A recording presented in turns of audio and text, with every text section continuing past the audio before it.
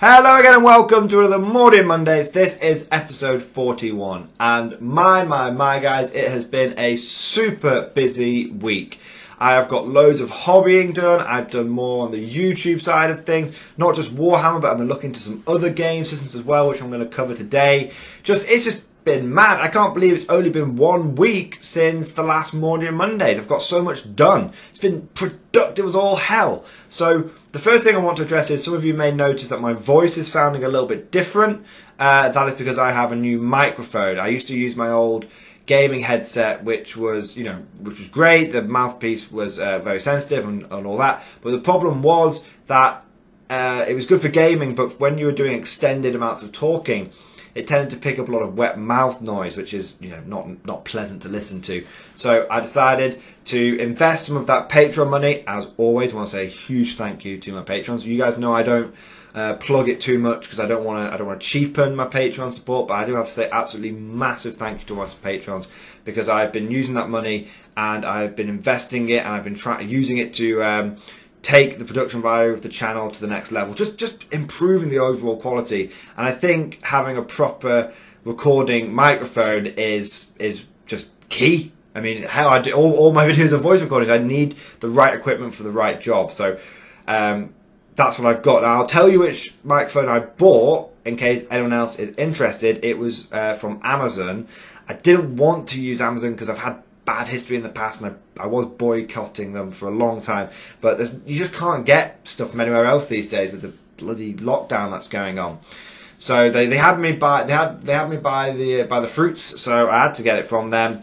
And I bought a USB microphone, and it is the Fifine metal condenser recording microphone, and it had really good score, and it had loads and loads of reviews. It wasn't just like 5 stars, but like 3 reviews. It was 600 reviews, I think, and it was nearly 5 stars. Everyone said it was really good, and it was also a decent price. It wasn't super cheap, it wasn't crappy, but it also wasn't bloody hell I've got to take out a second mortgage. It was just a nice down the middle price for a USB microphone. So my voice may sound a little different when I've done some testing. My voice sounds a little echoey, maybe, but it is clearer, it is crisper, it's less muffled. So, and the best bit is there's no wet mouth noise anymore. So, what I would love is to get some feedback from you guys. What do you think? I can tweak with the volume. I've got it set slightly above medium now, and it's in front of me. It's about sort of a foot in front. So, maybe a foot and a half in front. So it's not right in my mouth, but it's not miles away either. Just give me loads of feedback on what the sounds like, because I can adjust the position of it, I can adjust the volume, I can do anything with it. I got loads of settings I can fiddle about with it. So feedback on that would be great. Now let's get into what you're all here for, which is an update on the Mordian 50th rifles. So as you guys can see, this is a picture of everything that I have worked on this week, and it is quite a lot. I got 4 squads done and 2 advisors, and I will admit that I actually had mostly done one of these squads already. The missile launcher, grenade launcher squad was sort of 80% complete, roughly, and it was almost ready in time for last week's Mordian Monday. So it's more like 3.2 squads and 2 advisors, but still it's a big amount of models done in 1 week. And I did say that, if you watched last week's episode, that I thought I could really crank up the amount of edge highlighting and dry brushing I was doing. What now is getting into the flow of it, and I have done. It has certainly helped that 2 of those squads were Metal Mordians, and I started this week by finishing off a Metal Mordian squad. So really I was just rattling through Metal Mordians, just one after the other. The poses are fairly similar with the Mordian squads. You can't really get past that, but they're just varied enough where the squads don't look identical. And the fact that you can add in different special weapons, and there's 2 of the different sergeant molds, means that there's just enough variety in the sculpts to keep them fresh, which is really, really important.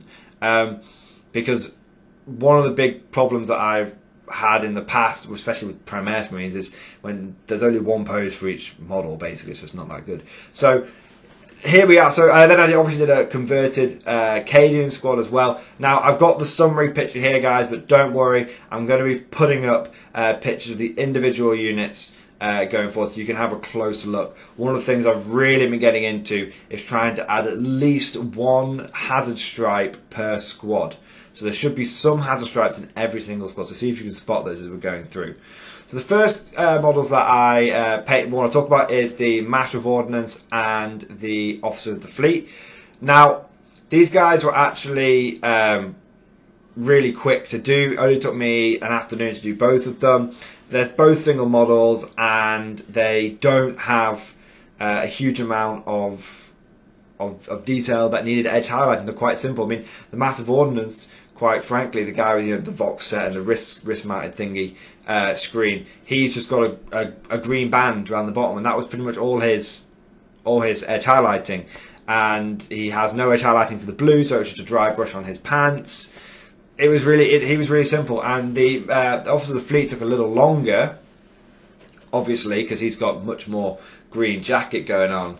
But yeah, his edge highlighting was still relatively simple, and it was more just edge highlighting green and just dry brushing the pants blue.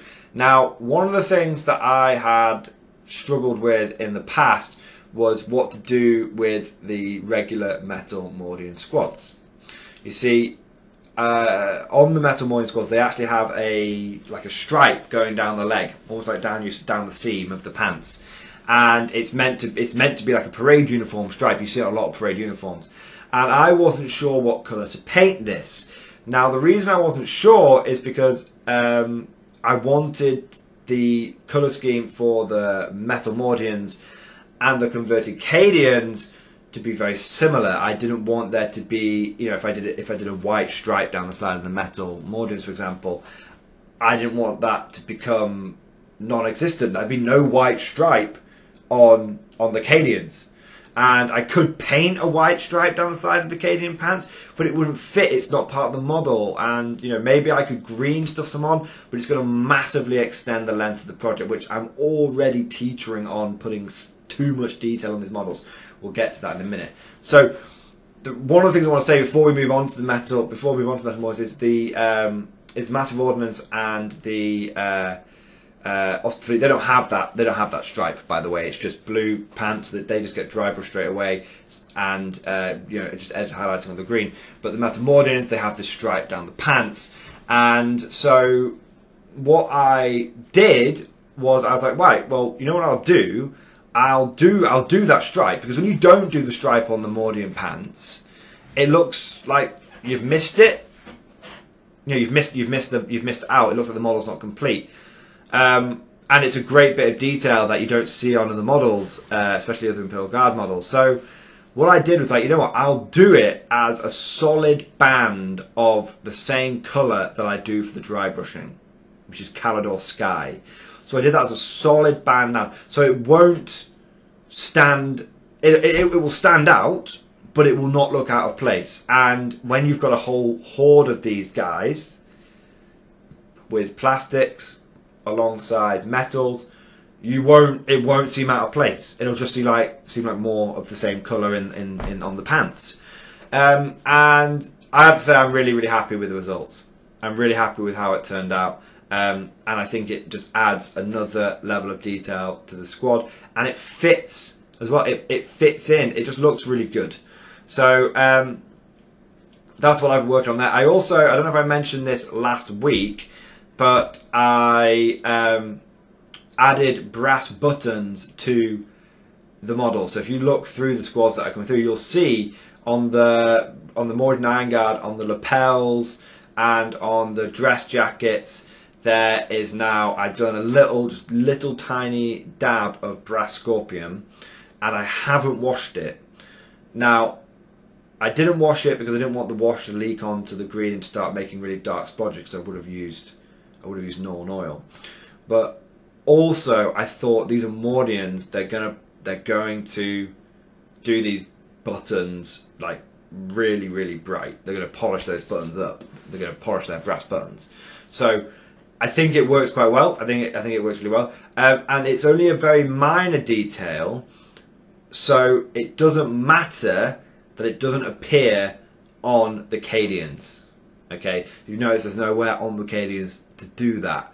So it's interesting. There is these couple of discrepancies between the two units, but as you can see from the main picture, when you put them side by side, they fit in perfectly. And I think that's because the Mordians have mono sculpts with set detail, and the Cadians have more flexible sculpts with more variety on the ammo pouches and the types of member that you're having in the squad. So they're both similar, but they both have their unique extra details. On the Mordian side, it's the extra bit of paint that's going on them, and on the Cadian side, it's the extra bit of equipment and stuff, and the variety of the poses. Overall, I think it makes a really nice balance between the two things and actually helps marry them up really nicely. So that's what I've been working on hobby-wise. As you guys can see, I have filled in all the bases with Milliput. I've added, I've got a system for the red tufts now, so I add 12 red tufts per 10-man infantry squad. So 2 guys get 2 tufts, 8 guys get 1 tuft. It is just the right amount of variety, and I always make sure that there's an equal. It's not. They're randomly placed. I often use the little red tufts to cover up imperfections in the base filling, as you'll probably notice. But I always make sure there's a nice equal spread between tufts that are in front, tufts that are behind, tufts that are left, tufts that are the right. It's all varied, totally varied. So really works really well and adds just that right amount of variety without going through my supply of red tufts really quickly, because at the moment, guys, I am unable to get more of them. Now, to be fair, I do have 3 more sheets of the red tufts, and all the models that have been done so far, so all of 2nd Platoon, nearly all of 1st Platoon, and the Bulgarins and all the Stormtroopers, that's only used up 1 sheet. So I've got a lot to go. I think I must have used about 100 so far. I think each sheet is 100 roughly. So I've used just over 100 because I'm into my 2nd sheet now. So I've got plenty. I've still got about 300 of these red tufts left. But you'll be surprised, I will probably need more of them before the hobby is out. And I don't want there to be some ones which don't have them and I have to start improvising with something else. I like the variety yet uniformity of the basing that I'm doing. So there we go, guys. That's everything hobby wise from the Warhammer 40k side of things and also the YouTube side of things. I'm really just so you guys know where we're up to, milestones and all that. I now only have 1 infantry squad left of 1st Platoon to touch up and bring to the proper standard. I then have the heavy weapon team, which won't take long. It's only 6 guys that I need to do, and which is half of regular squad. And there are only 2 poses. It's the metal Mordian heavy weapon team. There's only 2 poses, so I can do all of one pose, all of the next pose, which makes it quicker. In fact, you know what? I will go off on a tangent there. When it comes to painting these old metal minis, I have found a really effective way of batch painting them. So I always batch paint. So I do all of the green edge highlighting, all of the blue edge highlighting, all of the blue dry brushing, all of the green dry brushing, all of the brass, and then I do all of the basing, and then I do all the hard coat on the base, which I haven't mentioned yet. That's what I've been doing to stop the brown rim from flaking off. The big problem is it was rubbing off, so I put a rim of hard coat around it, so it doesn't make the bases a bit shiny, but it does make it better. So I do it. What I'm saying is I batch paint everything, and what I've done with these Mordians, which has really sped up, is I've gone through and found the similar poses. So I do the sergeant and the special weapon guy first, and then I will do all the ones that are aiming, all the ones with the bayonet attached, all the ones which are walking forward with the gun cradled. And I tend to find when I've been putting the squads together, I have about 2 of each pose. So I'll have one sergeant, one special weapon, 2 aiming guys, 2 bayonet guys, 2 walking forward guys, and then maybe 2 more similar poses, or maybe 2 more unique poses. The point is, I will do the 2 same poses at the same time, and it makes it so much quicker. Because what you do is you do the first one, and you're in the flow of it. You come to the second one, you just keep going. It's so quick. Whereas rather than doing one pose, doing the next pose which is different, you have to always reprogram your brain each time. No, just I'm able to smash them out really quickly. Now, before we move on, actually I was going to move on to some other hobby stuff, but before we move on, I want to talk about some of the other elements in the squads. So you will have noticed the hazard stripes, okay? Those of you who've been following this project for a while know that I actually wanted to do green and yellow. When I started out with the green and blue, after I'd done first platoon, I did a spot check, and I was like, do I want to continue with this? Because if I do, it's not too late to turn back now and start from the beginning. But if I go on now, it's going to be harder to redo it. And I actually, for a time, wanted to go with green and yellow because it looked really good. And then someone pointed out that it looked like a John Derry or John Deere tractor. And once I saw it, I couldn't unsee it. Whilst it looked fantastic on the, and then someone else pointed out, isn't that the old colours for is it Avaland in the old Empire and Warhammer Fantasy? And I was like, shit, it is. And what I was really trying to go for with the Modern Infantry rifles, as I had done in my old colour scheme, is unique. I don't want to be basing it off an existing regiment or off classic British colours with the Praetorians. I want this to be my unique scheme, so even if it's not the best scheme, it is one that is totally unique to me. And so that's why I came up with these colours. But then so there was that as well. And for those, but I still really liked the yellow. What actually ended up swinging me against it wasn't the comments, was the fact that the yellow on the Mordians looked fantastic, but the yellow on the Cadians looked terrible. Because I do the shoulder pads yellow, it's just these 2 huge blocks of yellow that just didn't mesh with the rest of the colour scheme. And then I did blue and white. Classic blue and white works really well until you get to Cadian body armour, which is just, if you do all the Cadian body armour white, it's just a nightmare. I mean, I learned how to paint white with my Black Templars, and that was just doing 2 shoulder pads per guy. And I would sometimes spend 45 minutes on a single shoulder pad because I was making sure that those Black Templars, that white was perfect. And I got a lot of comments about, positive comments saying how crisp the white was. And I didn't want to have to go through the same. It almost killed me though. That was just 200 shoulder pads from 100 guys, and it almost killed me. So I didn't want to do that again. So the fact that it was always a case of that one colour scheme worked well on the Mordians, and one colour scheme and it didn't work well on the Cadians, or vice versa. So I ended up sticking with it, and I realised that all I needed to do was add in a bit of edge highlighting, a bit of dry brushing that was what was missing from my old scheme. It was too dark and needed brightening. Anyway, point of all this is that those of you who've been following me for ages, and the Mordian project for ages, know that I've been wanting to include yellow in it. I just needed that one colour that was like juxtaposition to the rest of the colour scheme. And the red on the bases worked well, and there's a couple of red sashes that I worked in. If you look at the chainsaw sergeants for the Mordians, on the Meta Mordians, you'll notice that they've got red sashes. It just works. It's just a little bit of red adding in here, but it's a dark red that was part of a dark scheme, so it didn't quite contrast enough. Still wanted to add that yellow in, and so I went for hazard stripes, and I started doing it just on like cables and stuff, and now I'm doing it on every single chainsword. Every single chainsword is getting hazard stripes, and every single sort of special weapon like a flamer is getting hazard stripes as well.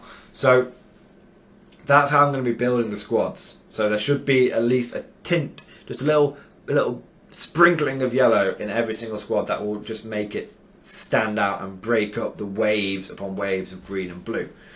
So I obviously added a bit of yellow in with the with the scopes on the guns and the lights and the guns. I went for the yellow there. That was actually a lot of people said, why did you go for yellow on that?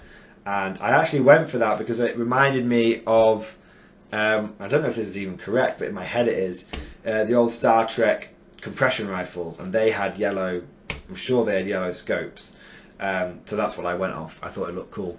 I don't know if they still do actually, but that's how I remember it in my imagination. No, from like First Contact and Hazard Force and the games and whatnot.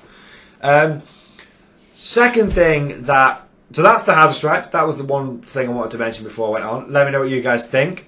I think it works, and I'm loving adding them in. I love this squad with the Hazard Stripes and the Chainsword, and then the Hazard Stripes on the Flamer. It's like all the Hazard Stripes looks really good. Now, one thing other that I wanted to mention is I actually have included in one of the squads, in one of the Meta Mordian squads, a sneaky non-Mordian guy. And I wonder if you guys have noticed him. He should be coming up in this squad. That's right, it's the guy on the front right looking towards us. That is an old metal Last Chancer model. That's Hero. And I absolutely love that model. And I have actually got a few Last Chancers sprinkled throughout my army. So I have Hero, I have I think it's Fingers, so he's the one with the backpack running with the lasgun, and I've got the Rocket Guy as well. It's not called Rocket Guy. It was Rocket Girl, but I've got the guy with the Australian buoy hat and rockets in the back of his backpack, which I actually use on one of my mortar teams. So yeah, that's what I've got. So I've actually got them sprinkled in, and I'm really I really enjoy the extra bit of detail that they add to the Metal Mordians, because again, you just need to add a little something to each one of those squads to vary the poses. Otherwise, they can look a bit samey. So that was all the 40k hobbying, and obviously I talked about the new microphone. Last thing I want to say on YouTube is the rebranding. Done it for a full week now, moving into second week. All the comments, please, all the feedback, please. I've taken loads of it on board. Many of you have seen already the change. When you have suggested something and I have liked it and I've instantly gone yes, that I've implemented it very quickly. So I will continue to try and do that. So you guys know that when you give me feedback, I am taking it on board. I am listening to it. I am a little behind on my comments. If I haven't actually typed back to you, sorry. But I am reading every single comment and I am taking it into account. So that was the last thing I wanted to say there on the YouTube side of things. So what else am I looking at? Because I did say I've been looking at some other game systems. Now, I have been almost playing exclusively Warhammer 40k for forever. I have dabbled in other games when other people have showed them to me, but I've never really had my interest on them because I've only really felt like I had the time for one game system. But I've recently, this week, I decided that I wanted to take a look at some other game systems. Now, this actually came about when down at the club before the lockdown. We were starting to do a board game night every so often, and I played games like Terraforming Mars, which I absolutely love, and I played things like Settlers Catan. I actually went and bought Settlers Catan after a few games at the club, and I play it semi regularly now. I'm terrible at it, but I still play it. And so that started me off, and then we've also started getting it down at the club into the Lord of the Rings. So I have to say, we're meant to be building our armies up, but I've not been able to do that because of the lockdown. But I am intending to build up a Lord of the Rings force. I don't think I'll put anything on YouTube about Lord of the Rings, to be honest, because I'm only really doing Lord of the Rings stuff because I wanted to try something a little different. But the point is, one of the things that's really grabbed my attention this week, and I have been going mad for it. I've been driving the fiance just absolutely mad at the wall, just talking about it all the time. I'm looking into Bolt Action. Now, for those of you that aren't aware, Bolt Action is it's a World War II strategy game that at one point was sort of really, back in 7th edition when everyone was getting sick of 40k 7th edition, Bolt Action was really coming in, nipping at the heels of Games Workshop, and was really stealing a lot of players. And then 8th edition came and stole them all back. Now, we've all been enjoying 8th edition. 9th edition is right around the corner. Some people are saying we're going to get previews, if not the full release, next month, which would be mad if they do release it in the middle of quarantine. I don't think they would, but it's close. My sources tell me it's close. If the coronavirus hadn't come along, it would have been released in May, for sure. As it is, we've not heard anything from Games Workshop. I imagine they've delayed the release a bit. But the point is that it's coming. But 9th edition is going to be basically 8.1. They're just going to tidy some things up, like to hit modifiers and things like that. That's what I've heard. No firm details, guys. I've just heard scraps on the wind, little whispers on the wind.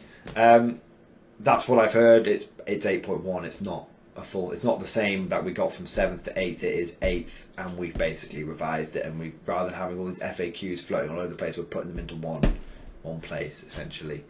But I've been looking at Bolt Action. I'm always going off on tangents. Look at Bolt Action, and it looks really, really interesting, and it looks a bit different to other historical games, because what's always put me off historicals in the past is, and I came across this term this week, is the ribbon counters, which is those people that you have to make sure that the models have the right ribbons on, and by ribbons I mean sort of military ribbons, not like bits of ribbon floating off. And basically, it was the people that took the historical side of it a bit too seriously. That always put me off a little bit, and what I always loved about 40k is, if you want to paint your guardsmen bright pink, you go for that. You want to have orcs which are red, you can do it. It's not historical. It's sci-fi. Your imagination is the limits. That is it. And historicals has always been a little bit like, if you don't have the right colour, then you can't play our game. And it's a bit gatekeepy, which I didn't like. But with Bolt Action, I really find that it is historical, and people want you to play historically, but the game itself is a little not tongue in cheek, but doesn't take itself super seriously. So you have those. You have those times when you want to, when you want to get historicals and you want to collect your sort of Hollywood-style Soviet army. We've all seen Enemy at the Gates. If you haven't, go and watch. Go to YouTube now and type in "Enemy at the Gates fountain scene," and it should come up with the best scene in the film. And it's with the conscript charge, and we all want to run. We want to run, and that's why we all have this image in our head of just waves and waves of Soviet conscripts charging the enemy.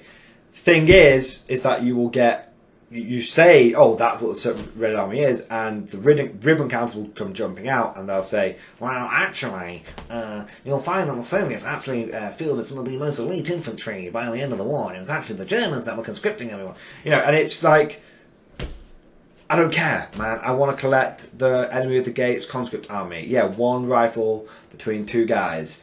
I don't care historically, that was never recorded. I want that army. And the problem you have with other historicals, and what's always put me off them traditionally, is they were very much historical.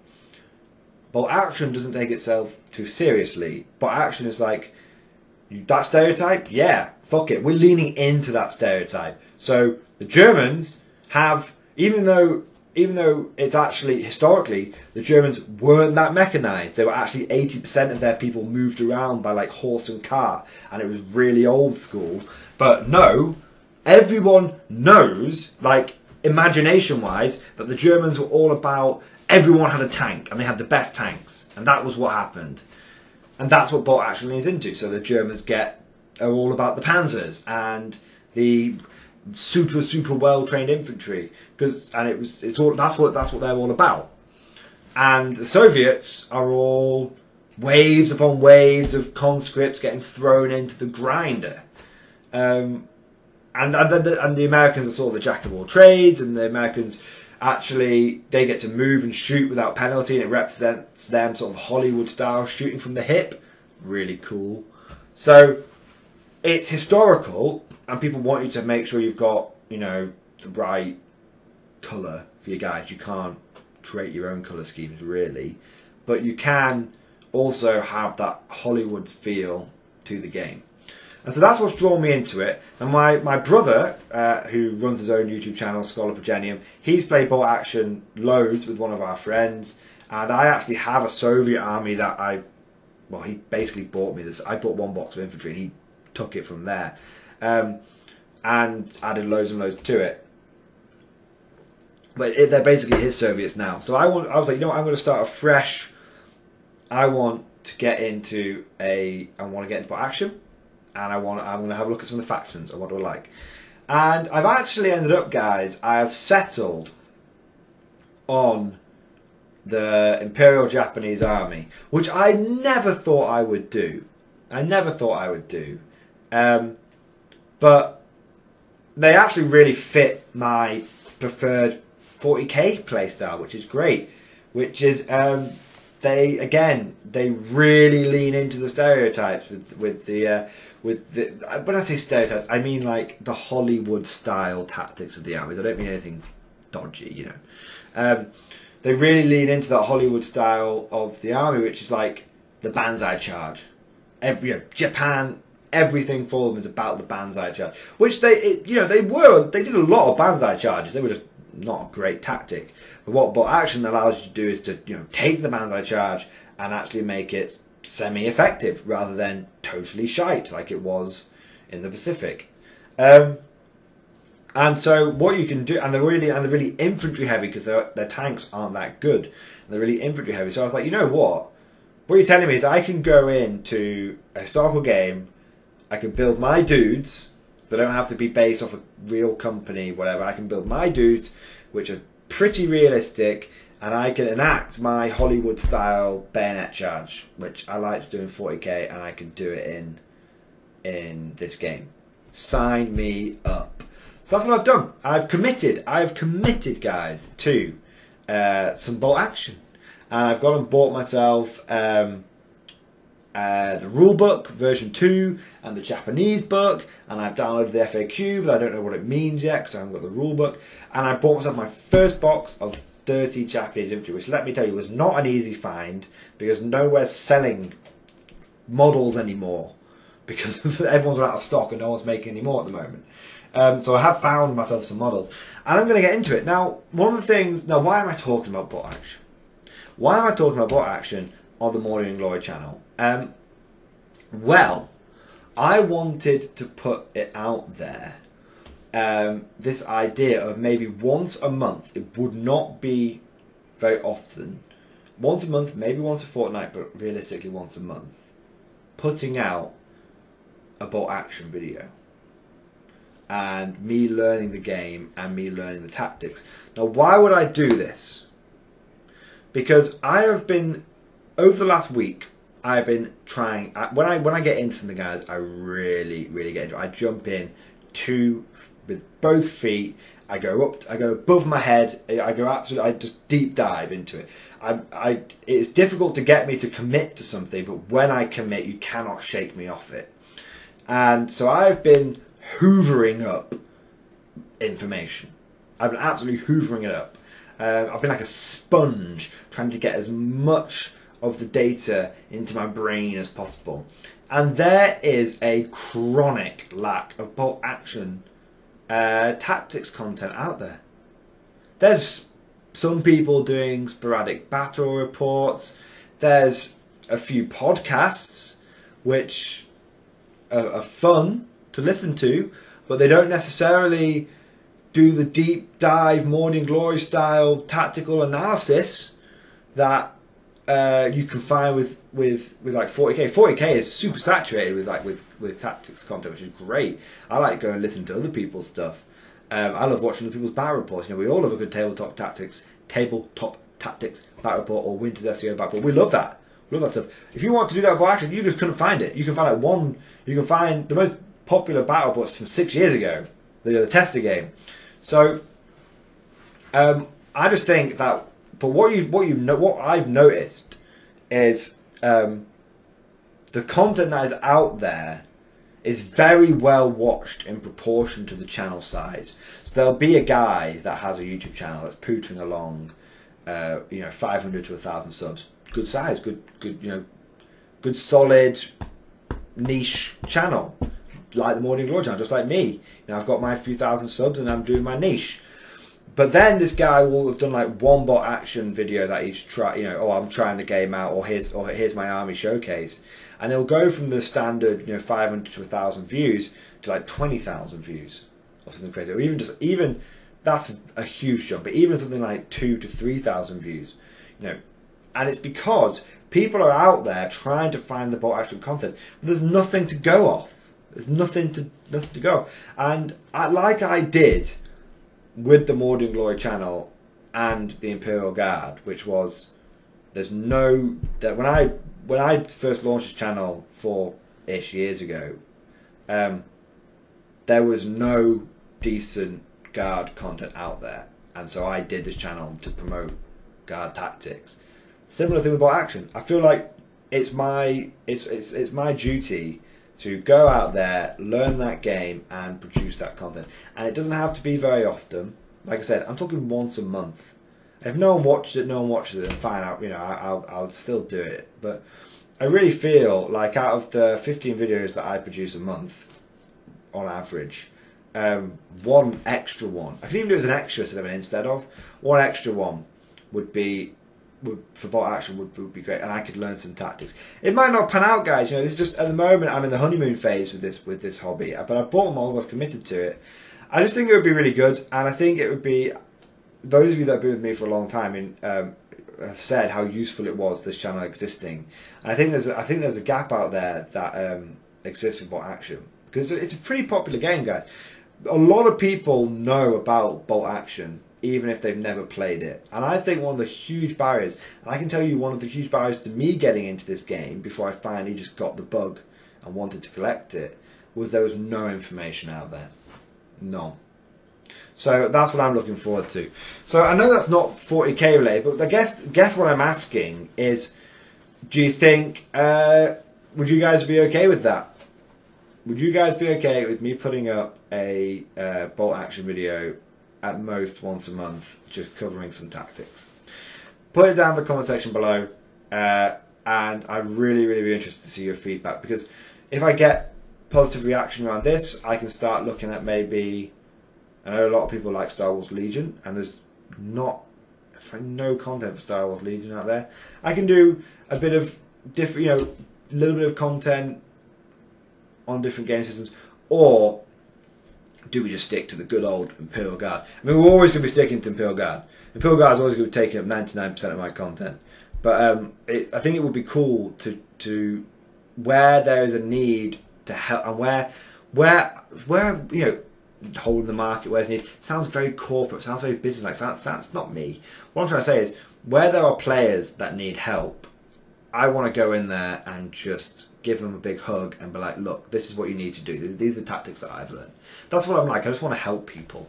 So that's what, and this is why I've got into this. This is actually what originally was a barrier to entry for me, has now kind of become my driving force. I want to be in there learning the tactics so that I can help my fellow hobbyists out there. And it would be really cool to see something like bot action take off, because it's a really fun game, and I have played a few games. There are some mechanics about it which really annoy me, but I think that's just because I'm so marinated and indoctrinated and institutionalized to 40k.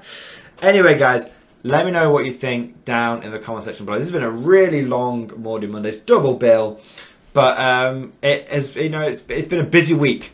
It has been a busy week. I have painted up. Well, I've completed 42 guys, and from scratch completed 32 of them. And I've barely got anything left to do on my second platoon now. I've got my veteran squad, my infantry squad, my heavy weapons squad, and infantry squad, veteran squad, heavy weapon squad, and Ogrins, and then I'm done. Now I haven't done the commands. Oh, and then I've got one more squad from second platoon that needs doing, because the first squad from second platoon was done in the old no edge highlight, no dry brushing style. So I've got one extra squad, so that's 30 main infantry, 6 Ogrin, and 6 heavy weapon teams, guys. And then I just have to add the brass buttons to second platoon, but that will take no time, and the hard coat to the bases, that will take no time. So I think by the end of April,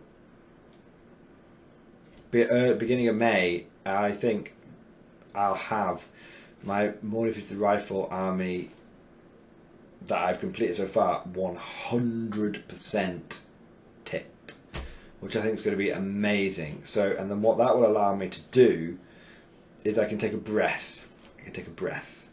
Because there's a lot of other projects I want to be working on. I want to start working on some Death Korps Krieg stuff. I want to start working on some bolt action stuff. I want to start working on 3rd platoon for the Morning 50th Rifles. But what will happen when I have 1st and 2nd platoon completely done, and with what I've done with the Assault Corps as well, I will have I'll have about 2,500 points of Mordian 50th Rifles, which is enough for me to start doing full-scale battle reports with a variety of units, not just the same army over and over again, which is great, which means I can then do a bit of Mordian Mondays on other projects. I can start working on, I can rotate squad of bolt action, squad of Death Korps, squad of Mordians, something like that. Just go bam, bam, bam, bam, bam, and I can just rotate through the different units, through the different game systems, through the different armies, and I can really provide a nice bit of variety and stop me from getting hobby burnout as well, which is really important. So guys, there we go. That is finally the end of this video. This is like a huge one. It's like almost an hour long, but it's a doozy. It's an absolute doozy. Hope you guys have enjoyed this video. Please let me know what you think about the paint scheme. Let me know what you think about the bolt action, and let me know what you think about the new microphone. Hope you enjoyed this video, and of course, I will see you guys next time.